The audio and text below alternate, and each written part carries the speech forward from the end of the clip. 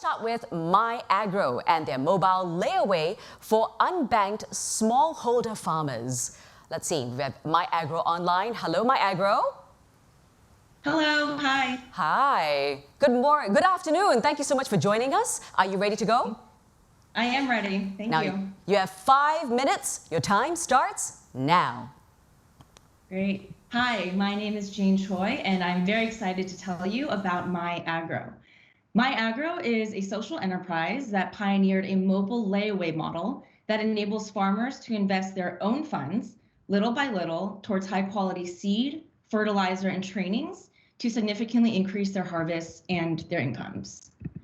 Our North Star is to move 1 million farmers out of poverty by 2025 because we believe that those who feed us should not go hungry themselves. Why is our North Star so important, and what is the challenge that we're trying to solve?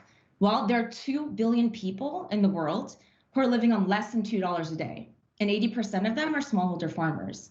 These farmers essentially have a cash flow problem. They have the most money just after harvest, but the least right before planting. They actually need it the most to purchase things like fertilizer and seed.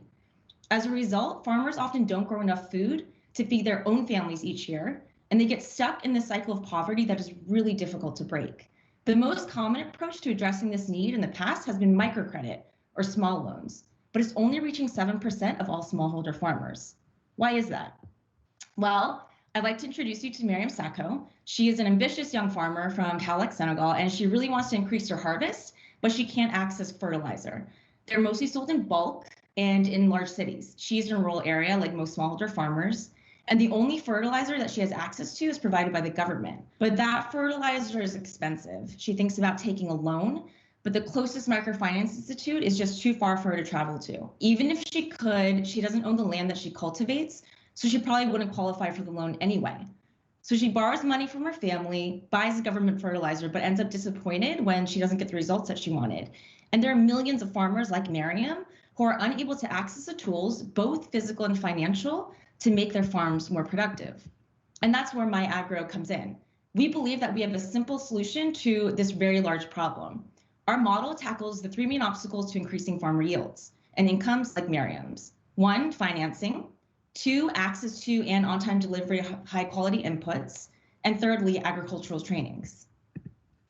Through what we call our mobile layaway platform, farmers can pay with their own funds in small increments at a frequency convenient to them throughout the year towards income-generating input packages. They do this either by buying a scratch card like this from a local sales agent, similar to buying prepaid phone credit, where a unique code gets sent along with the farmer ID to our backend system through a mobile phone.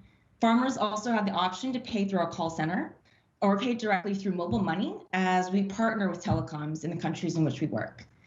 Throughout the year, the payments accumulate in each farmer's mobile wallet, and those who reach their savings goals get delivered the inputs that we buy in bulk right in time for planting season. And this unique approach has led us to 89,000 farmers in 3 countries who grow 75% more food on average and have increased their incomes by 30 cents a day, which is pivotal for those households who live below the poverty line of $2 a day. Furthermore, 60% of our farmers are women. And investing in female farmers can be pivotal to increasing the food security of not only their own families, but of their communities and their countries. And this is ever more important and relevant today as the effects of the global pandemic threaten a food security crisis in the Sahel region, which gives us just more fuel to drive towards our North Star goal.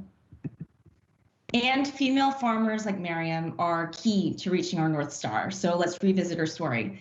After her disappointing harvest, she actually joined MyAgro in 2018. Fast forward to fall of 2019, her second year with us, she harvested a total of 45 bags of peanuts on a field where she used to get just 10 bags. With her increased harvest, she can now afford to send her kids to school and buy medicine for her family. Miriam was even able to save enough money to open a small boutique selling essentials like rice and oil. And before opening her store, the closest market to her village was 4 kilometers away. So Miriam's initial challenges were solved with a simple solution and a small amount of money at a time and had huge positive effects. And these effects don't stop with Miriam. She is setting an example for her children who are seeing for the first time their mother use her cell phone to purchase products, plant her crops in a different but more productive way, and earn her own money and become financially independent.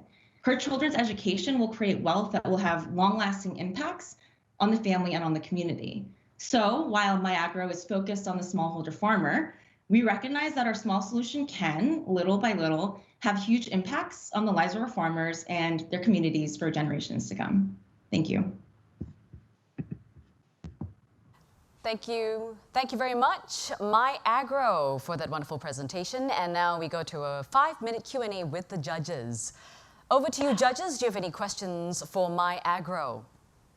If you do, please raise your hand in the chat so that we can spot you.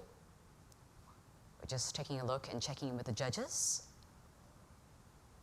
And we do have a question. Pranav, your question for MyAgro, please. Hey, Jane, wonderful presentation. Would love to understand your go-to-market strategy and how you are taking it to the market and all the countries that you're working with. Sure. So we currently operate in Mali, Senegal, and Tanzania. We do have plans to expand to 2 other countries. And our main strategy basically for client acquisition or farmers that we meet are to work with savings groups. So there are millions of farmers who are part of these savings groups that NGOs have set up in the past 20 to 30 years. They're self-formed groups of about 25 women who are already practicing this behavior of saving. So then we are able to access these groups of farmers by partnering with these NGOs in the new countries that we go in. We're also exploring government partnerships. We're exploring one with the government of Mali right now. A lot of these governments have very large agricultural budgets, but are maybe not using them as effectively as they can. That's where we come in, and we're able to access the farmers that they're working with and also provide this alternative to financing for the farmers in country. Thank you very much for that wonderful question. Pranav, I think hopefully she's answered your question. Yeah, thanks. Thank you for that. I do believe we have no more questions. Judges, do we have any more questions for MyAgro? I do believe we have a question now from Winnie. Winnie, over to you. Hello, Winnie. Hi, Jane. Hi. Hi, thank you for your presentation. I'm just curious because when it comes to farming, there's a lot of access for seed contracts. And how are you as a business getting access to these from the seed owners? And how many farmers do you need in your business model in order to scale up or to be sustainable at the first stage? Okay. Yeah, thank you. If I heard your first question correctly, you're asking how we get access to the inputs that we're providing. Great, thank you. So we work with all local suppliers. Seeds specifically, we've actually partnered with some co-ops so we're trying to grow with them when we sign contracts so that in a few years, all of the seeds will come from these co-ops that we actually provide to our farmers. Fertilizer, we also source in country. So we're really trying to boost the economies of the countries that we work in. And for our scale plan, we've worked with 89,000 farmers. We started with 240 in 2012. And our ambition is to reach 1 million, and we have plans to get there. And like I mentioned in the previous question, most of this will be by partnering with savings groups and hopefully with governments. Thank you very much for that answer. Now we've got about 2 minutes and 15 seconds left on the clock. Next question comes from Mark. Mark, over to you. So first of all, I agree with Pranav. Very good presentation. Well done. My question is, what are the alternatives for your customers? What's the competitive environment looks like? Right. Thank you for that. So for the most part, we work in extremely rural parts of Mali and Senegal where they actually don't have many other options. If there are, they are microfinance institutes, but not the large ones that you might have heard of that are kind of like financed by Western companies. So they're much smaller scale. And as I mentioned, again, they're in extremely rural areas where microfinance institutes are actual like brick and mortar houses that exist in urban areas. So right now, there's not that much competition where we're working, and we're really providing a very unique and needed service to these smallholder farmers. Thank you very much. We have just about a minute left to go, judges. Only time for a really quick question. Do any of the judges have a really, really quick question? We have Walter. Really quickly, please. Hi, Jane. Great stuff. What a great concept. My question is, do you have any regulatory challenges around the safekeeping of value for any of these farmers? Great question.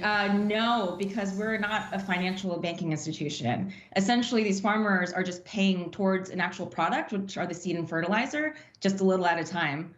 So it's not savings.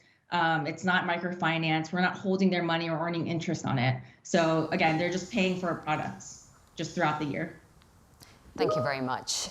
Unfortunately, I think that's all the time we have. Thank you so much, MyAgro, for that wonderful presentation and answering all our questions. All the best.